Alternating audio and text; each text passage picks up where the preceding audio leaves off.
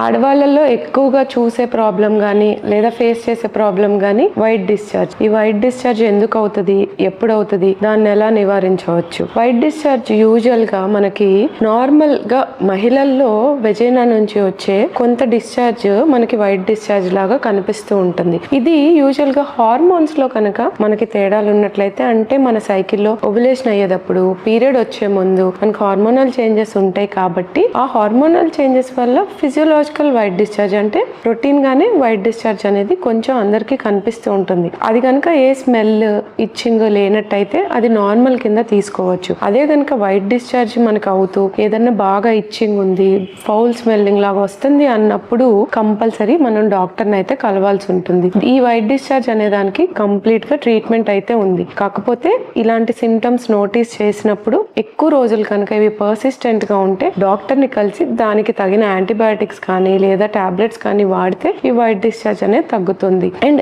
Repeated గా ఈ white discharge అయ్యే వాళ్ళల్లో మనం పాప్స్మియర్ టెస్టింగ్ కూడా చేసి చూసుకుంటే మంచిది. అంటే ఎందుకు రికరెంట్ గా వైట్ డిశ్చార్జ్ అవుతుంది అనేది మనం తెలుసుకోవాలి. సో అది తెలుసుకొని దానికి తగిన ట్రీట్మెంట్ కనుక తీసుకుంటే ఈ వైట్ డిశ్చార్జ్ అనేది కంప్లీట్ గా మనం ట్రీట్ చేసే డిసీజ్.